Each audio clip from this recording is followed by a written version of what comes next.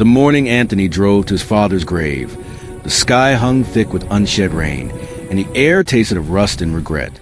He stood at the worn headstone with an eviction notice folded in his jacket pocket, the paper already softened from sweat, when he saw her, a woman in a vibrant pink turtleneck that cut through the gray like a wound. She wasn't praying. She was watching him, her hands resting on a leather folder as if she'd been guarding it for years. When their eyes met across the rows of silent stone, her expression held something between pity and triumph, and Anthony felt the ground beneath him, the only solid thing left in his collapsing world, begin to crack open with a truth he'd never imagined possible. Before we continue, please tell us where in the world you're watching from. We love seeing how far our stories travel, and it proves that powerful stories resonate everywhere. Anthony Hampton got his final eviction notice on a Tuesday morning in October. The paper said he had 30 days to leave his apartment or the police would force him out. Anthony was 42 years old and lived in a small 2-bedroom apartment with his 7-year-old daughter, Lara.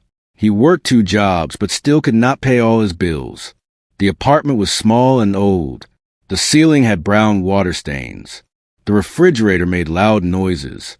The kitchen table was covered with bills. There were bills for electricity, water, rent, and medical care.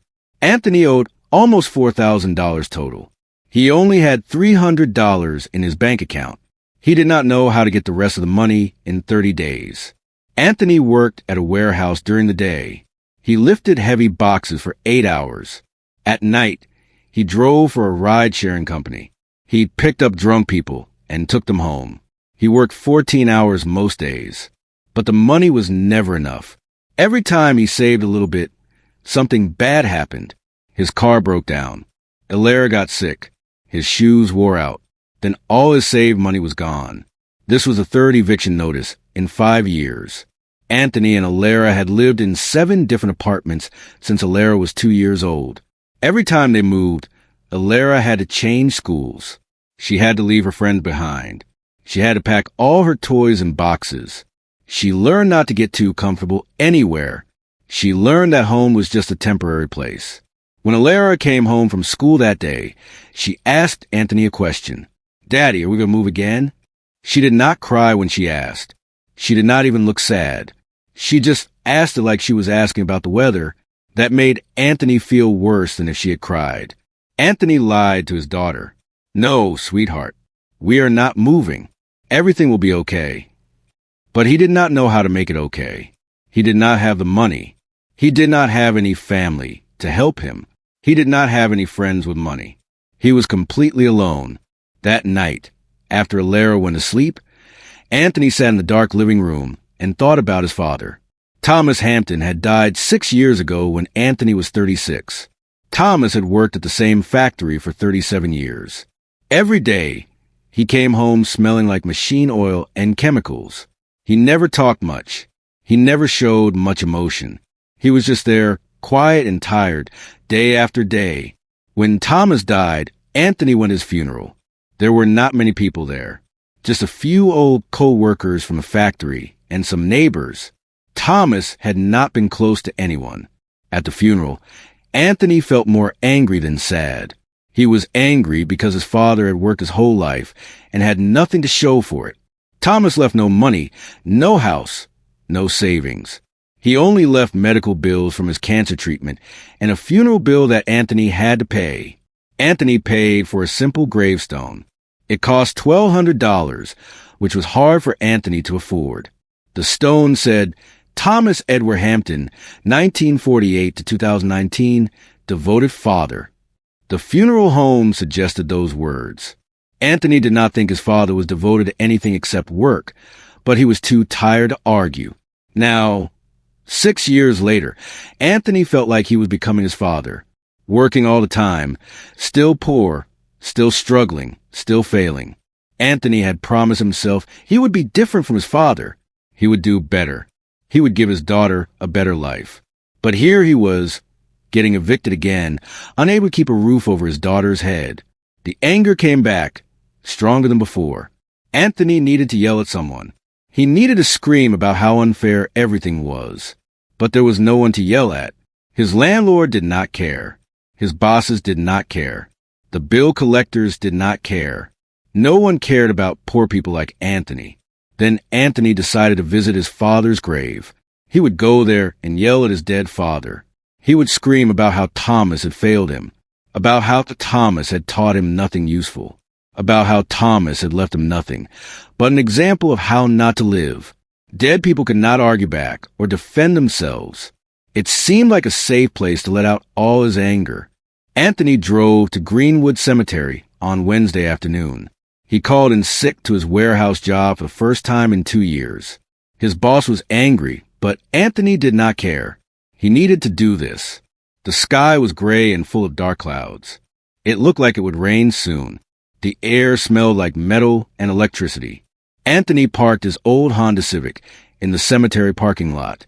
The car had 200,000 miles on it and was held together with prayer and duct tape. He walked through the cemetery gates and down the paths between graves. There were hundreds of gravestones. Most of them were for people Anthony did not know, strangers who lived and died and were forgotten. He found his father's grave in the back section where the cheaper plots were. The gravestone was simple gray granite with just his father's name and dates. Anthony stood in front of it and waited to feel angry, but the anger did not come. Instead, he just felt tired and empty and sad. He looked at the stone and tried to think of what to say. "You left me nothing," Anthony finally said out loud. "You worked your whole life and left me nothing but debt and bad memories. What was the point of it all? What was the point of all that work if you died with nothing?" His voice was quiet, not angry, just defeated. "You are Thomas's boy," a woman's voice said behind him. Anthony jumped and turned around fast. He had not heard anyone walk up. A woman stood about 10 feet away from him. She looked about 70 years old. Her hair was gray and cut short. She wore a bright pink turtleneck sweater, nice blue jeans, and expensive-looking boots. Everything about her said she had money. Good education, good life, no money problems.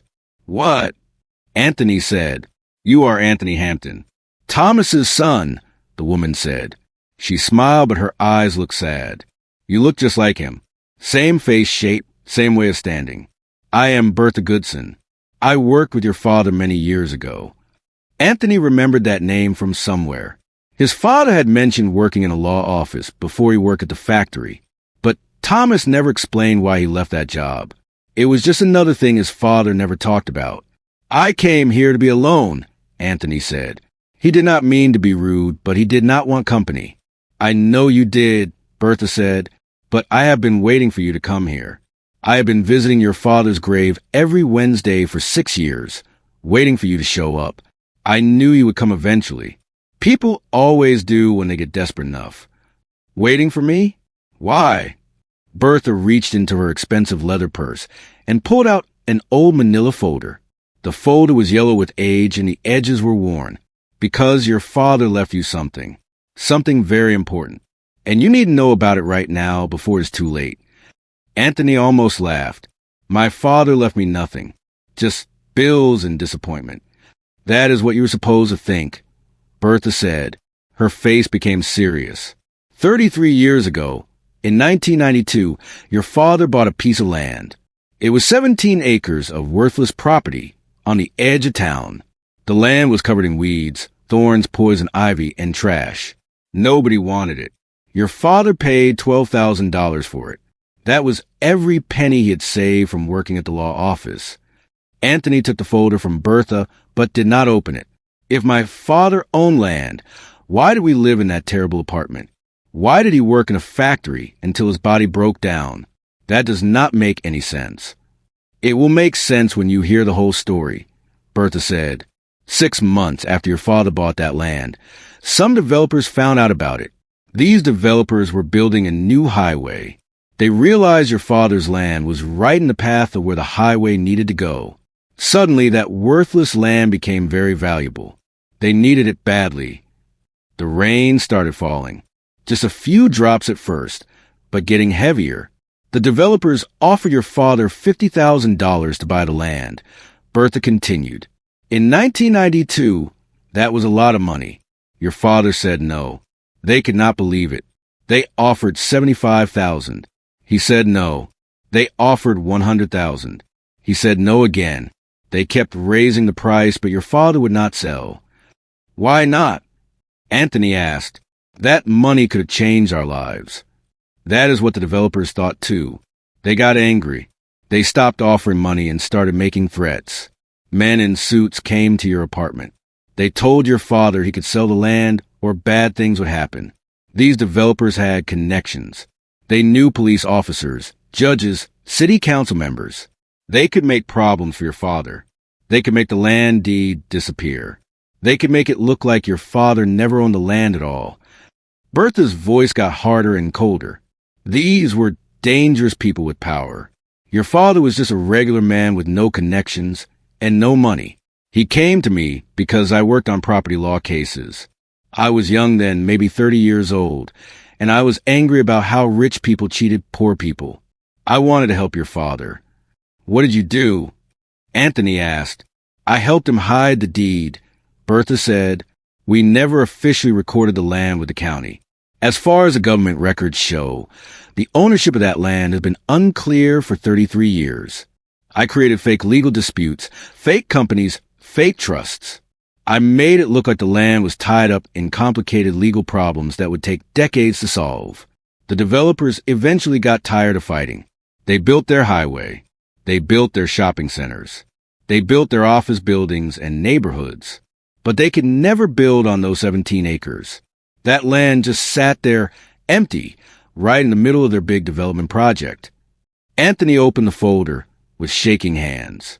Inside were old papers, a property deed with his father's signature, survey maps showing the 17 acres, tax records, legal documents he could not understand, and at the bottom, a recent property appraisal from 2 months ago. The land was now worth $47 million. Anthony's legs stopped working. He sat down hard on a stone bench next to another person's grave. The folder fell from his hands, and papers scattered on the wet grass. Bertha bent down calmly and gathered all the papers back into the folder while Anthony tried to breathe. $47 million. His father had owned $47 million worth of land, while Anthony and his mother lived in poverty, while they ate cheap food and wore old clothes, while they worried about rent money every month, while his father worked in a factory that destroyed his body. The whole time, his father was secretly rich. Why? Anthony finally said. His voice was shaking. Why did he hide it? Why did he let us struggle? Why did he work in that factory? Why did he die in that cheap apartment when he could have been living in a mansion? It does not make any sense. It does make sense, Bertha said quietly, when you understand conditions. Listen, if you're still here, it means you're invested. You want to see what happens next. But here's the reality. Most people watch stories like this and scroll away without subscribing. They enjoy it, then vanish. If this story actually matters to you, if you genuinely care about how it ends, hit that subscribe button. It only takes a second. Otherwise, you'll probably forget this channel exists and miss all the other incredible stories I share. Bertha sat down on the bench next to Anthony. The rain was falling steadily now, but neither of them moved to find shelter. Bertha opened the folder again and pulled out a letter. The paper was old and the ink was faded, but Anthony could see his father's handwriting. Your father made me promise not to give you this land until you met certain conditions, Bertha said. These conditions were not about age or time. They were about who you became as a person. Your father did not want to give you money. He wanted to give you character first, and then money second. Anthony stared at the letter, but could not focus enough to read it. What are you talking about? Your father grew up in extreme poverty, Bertha explained. His father, your grandfather, was an alcoholic. He drank away every paycheck. Your grandmother worked 3 jobs trying to feed the family. Your father watched his mother work herself to death trying to survive. He watched his father destroy the family with drinking. Your father learned that poverty was terrible, but he also learned that sudden money could be just as destructive. Bertha pointed to a name in the letter. Marcus Hampton. Your father had a younger brother named Marcus. When Marcus was 25 years old, he was in a car accident. It was not his fault. He got a legal settlement of $20,000. That was in 1985. So 20,000 was worth more than it is now. Marcus suddenly had more money than he had ever seen in his life. What happened to him? Anthony asked. He had vague memories of an Uncle Marcus from when he was very young. Marcus went crazy with the money, Bertha said sadly. He quit his job. He bought a fancy car. He bought expensive clothes. He started using drugs. Within 2 years, all the money was gone. 6 months after that, Marcus died from a drug overdose. He was 27 years old. Your father found his body. Anthony remembered now. A funeral when he was 5 or 6 years old. His father crying, which was the only time Anthony ever saw his father cry. His mother holding him and telling him not to look. That death changed your father, Bertha continued. He became obsessed with the idea that easy money destroys people who are not ready for it. When he bought that land in 1992, it was just an investment. He thought maybe in 20 years it would be worth $50,000 and he could sell it when you went to college. But then the developers came. Suddenly he had the chance to be rich. Really rich. So he should have taken the money and been rich, Anthony said. That is what normal people do. Your father was not interested in being normal. He was interested in being smart. Bertha's voice became intense. Think about it, Anthony. You were 9 years old in 1992. If your father had suddenly become rich, what would have happened? He would have bought a big house, sent you to private schools, given you everything you wanted. You would have grown up rich, soft, spoiled. You would never have learned to work hard. You would never have learned to struggle.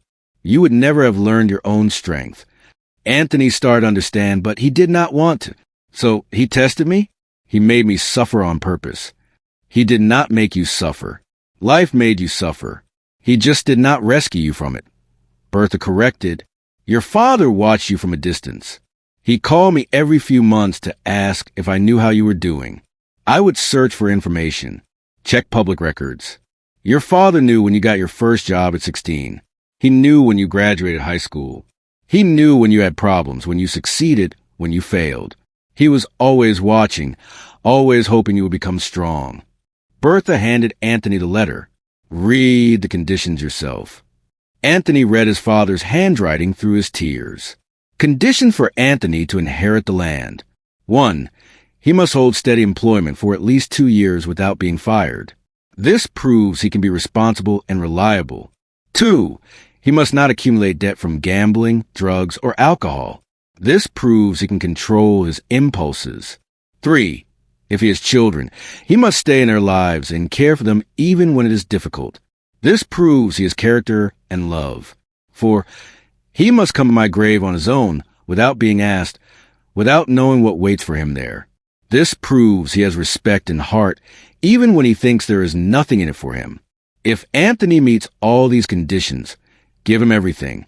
He will have earned it through his character, not through his blood. He will be ready to handle wealth, because he will know what it is like to have nothing. He will be strong enough to survive wealth, because he survived poverty first. If he does not meet these conditions by the time he is 50 years old, sell the land and give all the money to charity.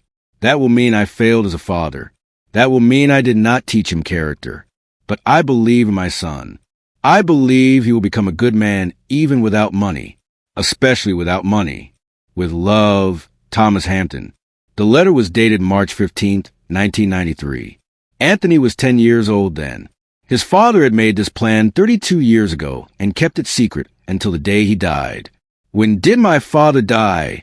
He must have wanted to tell me, Anthony said. He tried, Bertha said, but the cancer moved too fast. By the time we knew it was serious, your father only had 3 weeks. The last week, he could not talk anymore. His throat was too damaged. But I sat with him in the hospital every day. We had a code. If he squeezed my hand once, it meant no. If he squeezed twice, it meant yes. If he squeezed 3 times, it meant you had passed a test. Bertha's eyes filled with tears. 2 days before he died, I asked him if you were ready. He squeezed my hand 3 times. He squeezed so hard it hurt. He died knowing you had become a good man. Anthony cried then.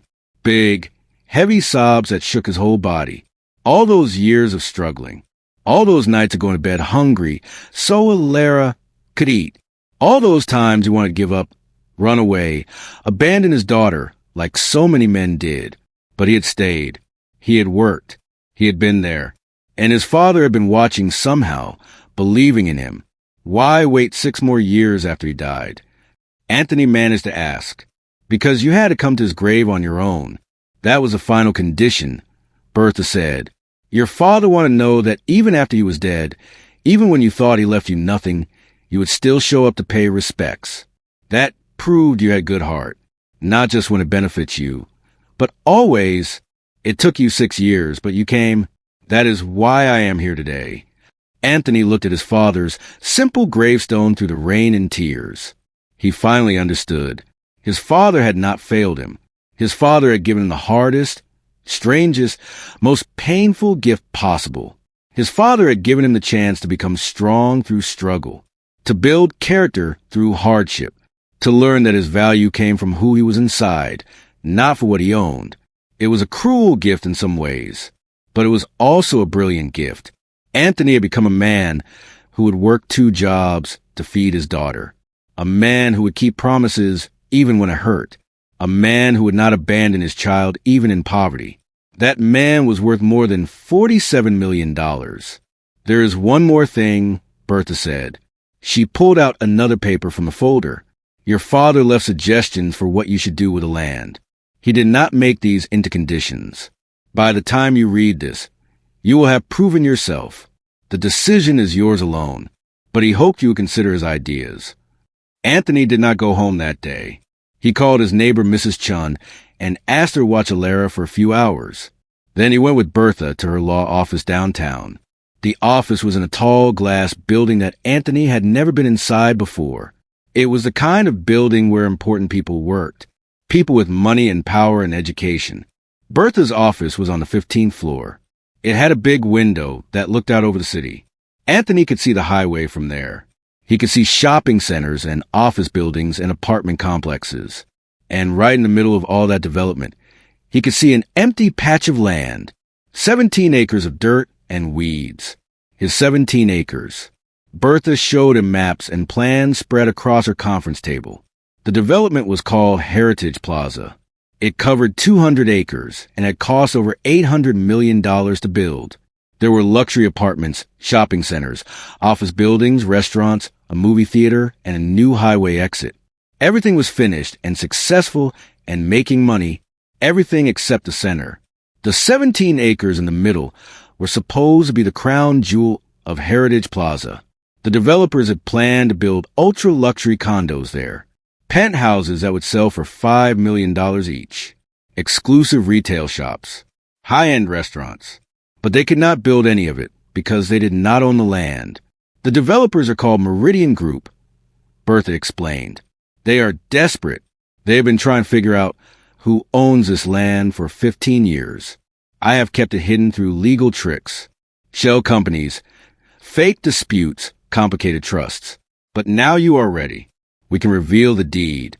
You can negotiate with them. Anthony spent that whole day and the next 2 days learning. Bertha introduced him to lawyers, accountants, and real estate experts. They explained property development, zoning laws, market values, and negotiation strategies. They all told Anthony the same thing. He could sell the land immediately for $47 million. Meridian Group would pay it quickly to avoid more delays. $47 million. Anthony could buy a mansion. He could stop working forever. He could send Alara to the best private schools. He could have everything he had dreamed about his entire life. But he kept thinking about his father's letter, the suggestions his father had written. If you sell the land for money, you will be rich, but you will have changed nothing in the world. Money can disappear. Character lasts forever. I hope you will use this land to help people like us. People who work hard but never get ahead. People who deserve a chance but never get one. Make something that will outlast you. Make something that will make your daughter proud. On Monday morning, Anthony went to Meridian Group headquarters with Bertha and 3 lawyers. The building was even fancier than Bertha's office. The lobby had marble floors and a fountain. Security guards in suits watched everyone. Anthony felt out of place in his cheap Walmart clothes, but he walked in with his head up. They took an elevator to the top floor. A secretary led them to a huge conference room with windows on 3 sides. 6 executives in expensive suits sat waiting at a long table. These were people who made millions of dollars and controlled billions. People who never worried about rent or food or eviction notices. Anthony put the land deed on the table in front of them. For a moment, nobody spoke. Then the lead executive, a man named Richard Crest, picked up the deed and examined it. His hands were shaking slightly. He made a phone call. Another executive opened a laptop and started typing fast. A third picked up the survey maps and studied them with wide eyes. It took 15 minutes for them to verify everything. The deed was real. The land legally belonged to Anthony Hampton. Their $800 million project had an empty hole in the middle that they could not fill without his permission. 15 years of work, and they could not complete it. Richard Crest looked at Anthony with a mixture of respect and fear. "Mr. Hampton, what is your asking price?" "I do not want to just sell the land," Anthony said. He had practiced this speech with Bertha 100 times. "I want to make a deal with you. I want to build something different on those 17 acres. Richard frowned. "What do you mean?" Anthony explained his plan. "I want you to build affordable housing on my land. Real apartments that working families can actually afford. Not luxury condos for rich people. Actual housing for people who make minimum wage. People like me who work 2 jobs and still cannot pay rent." The executives looked shocked. One of them laughed, but stopped when he saw Anthony was serious. "I want 300 apartments," Anthony continued. "Rent will be set at 30% of a family's income, no matter how low that income is. I also want a child care center so parents can work, a job training facility so people can learn skills, community meeting spaces, a playground, everything that helps working families survive." Richard leaned back in his chair. "Mr. Hampton, that does not fit Heritage Plaza's image. This is a luxury development. Affordable housing would hurt our property values. Our investors would be angry." "Then I will not sell," Anthony said simply. "I will keep the land forever. I will build a fence around it and let it grow weeds. Your project will stay unfinished. Every person who visits Heritage Plaza will see that empty hole in the middle and wonder what happened. Your $800 million investment will look incomplete and stupid." Another executive named Jennifer spoke up. "You are blackmailing us." "No, I am negotiating," Anthony corrected. "Here's my offer. You build the affordable housing exactly the way I want it. You pay for all construction, probably about $50 million. In exchange, I sell you the land for $1. Just $1. You also set up a nonprofit to manage the housing, and I will run that nonprofit. I will make sure it stays affordable forever." Bertha added, "You will also get major benefits from this deal.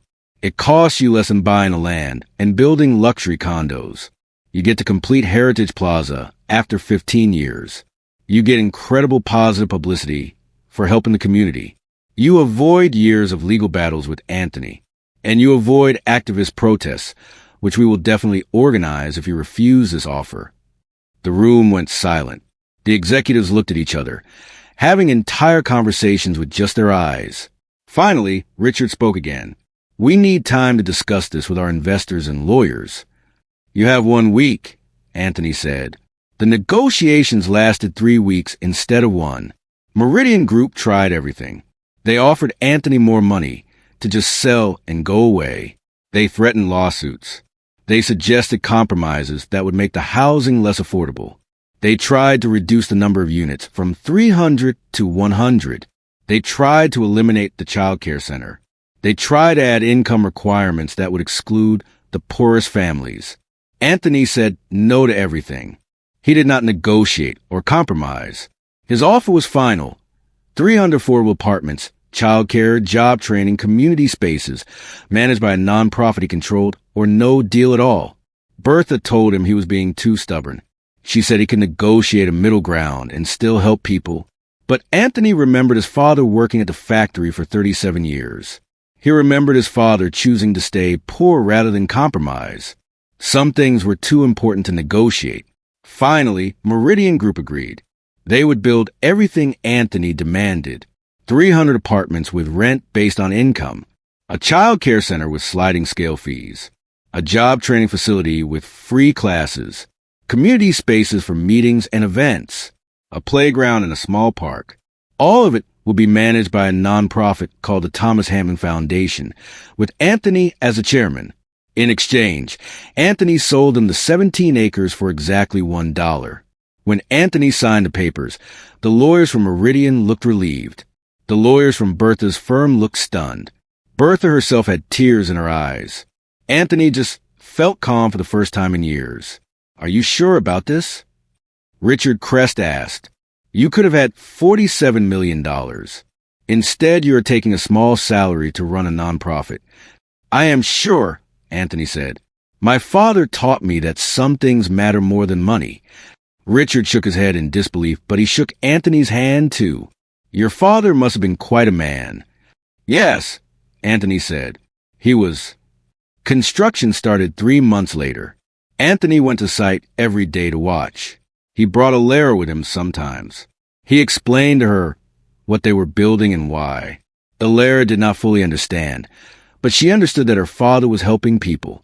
She understood that her grandfather had left them something more valuable than money. The construction took 18 months. Anthony stayed involved in every decision. Paint colors, floor plans, landscaping, security systems. He fought with the architects about making units big enough for families. He fought with the engineers about installing good insulation and efficient appliances. He wanted families to be comfortable, not just housed. When the Thomas Hampton Foundation housing complex opened, the demand was overwhelming. Over 2,000 families applied for 300 apartments. Anthony and his team interviewed every family.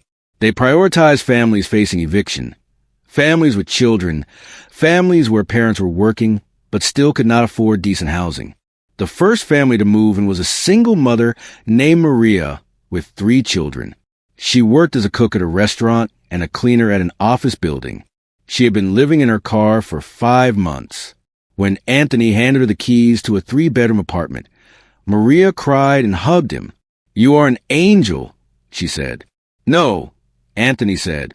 "I am just a person who remembers what it was like to need help." Anthony and Alara moved into one of the apartments too. It was nothing fancy. 2 bedrooms, 1 bathroom, small kitchen. But it was safe and clean and affordable. Alara had her own room for the first time in her life. She decorated it with drawings and posters. She finally had a place she could call home without fear. 6 months after the complex opened, Anthony took Alara to visit the cemetery. It was a sunny Saturday in spring. Flowers were blooming. Birds were singing. Life felt different now. They stood at Thomas Hampton's grave together. Alara put flowers on the ground in front of the stone. Anthony told her stories about her grandfather, about how Thomas worked hard his whole life, about how he made difficult choices to help his family, about how he believed people were more important than money. "Grandpa sounds smart," Alara said. "He was the smartest man I ever knew," Anthony agreed. "I just did not understand it until now." "Did Grandpa know he was helping all those families?" Alara asked. Anthony thought about that. His father had died 6 years before the housing complex was built. Thomas never saw the apartments or met the families who lived there. But somehow Anthony knew his father had imagined something like this. His father had bet his entire fortune on the possibility that his son would make the right choice when the time came. "Yes," Anthony said. "Grandpa knew. He believed I would do the right thing. And that belief made me strong enough to actually do it." They stood there for a while longer, just the two of them and the memory of a man who had showed his love through silence and distance and faith. Anthony finally understood that real wealth was not about money in a bank account. Real wealth was having the character to use power wisely. His father had spent 33 years and 17 acres of land teaching him that lesson. It was a lesson taught through poverty and struggle, through absence and silence, through tests that Anthony did not even know he was taking. But the lesson worked. Anthony had become someone worthy of wealth before he received it. He had learned the value of work, the importance of responsibility, the power of keeping promises even when it hurt. When the money finally came, He knew exactly what to do with it. 300 families would never receive eviction notices because of the choice Anthony made. 300 families would have safe homes and hope for the future. Hundreds of children would grow up with stability that Anthony and Alara never had. All because Thomas Hampton had the wisdom to know that character matters more than money, and the courage to teach that lesson the hard way. Anthony knelt and touched his father's gravestone one last time. "Thank you," he whispered, "for everything, for the struggle, for the test, for believing I would pass, for teaching me that the greatest inheritance is not what you leave behind, but who you become while you are alive." Alara took her father's hand, and they walked back to the car together. Behind them, Thomas Hampton's grave stood silent and peaceful. The test was over. The inheritance had been claimed, and the legacy would continue for generations. The story that started with an eviction notice ended with 300 families who would never receive one. The story that started with anger at a father ended with understanding and gratitude. The story that started with poverty ended with purpose. Some inheritances come wrapped in money and are spent quickly. Others come wrapped in silence and last forever. The journey of Anthony Hampton teaches us that true wealth is often hidden beneath a veneer of struggle, and that a parent's silence can be a profound form of protection rather than distance. It reminds us that character is forged in the worst seasons of life, and that the values of hard work and integrity are the most vital inheritance one can receive. Ultimately, kindness acts as a silent seed. Though it may take decades to bloom, its harvest has the power to steady the ground beneath future generations and transform a legacy of toil into one of purposeful hope. So here's the real question. Did you subscribe yet? Thousands of people will listen to this story and won't subscribe. Please don't be that person. Kindly support what I do here by subscribing. And then drop in the comment section if you would like part 2.